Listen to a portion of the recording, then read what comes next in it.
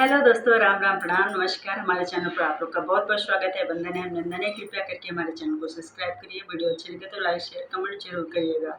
तो आज आप लोग के लिए एक कजरी गीत लेके आई हूँ। आप लोग कजरी गीत सुनिएगा और प्यारा सा कमेंट्स करके जरूर बताइएगा कैसे लगता है। तो चलिए सुनते हैं।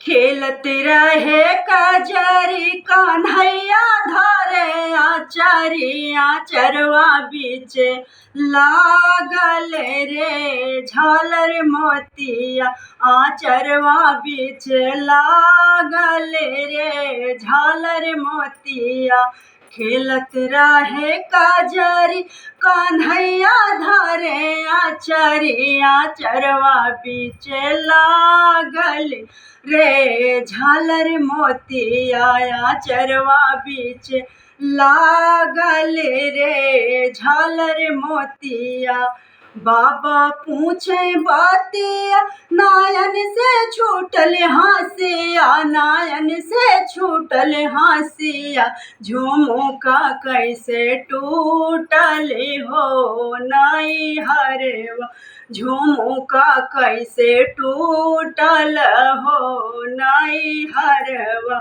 आबाही हो बेटी गवाना नाही भाईल गवाना नाही भाईल झूमू का कैसे टूटल हो नाई हरवा झूमू का कैसे टूटल हो नाई हरवा बाबा पूछे बातिया नायन से छूटल हासिया नायन से छूटल हासिया टिकावा कैसे टूटल हो नाई हरवा टिकावा कैसे टूटल हो नाई हरवा आबाही हो बेटी गवाना नाही भाईले गवाना नाही भाईले टिकावा कैसे टूटल हो नाई हरवा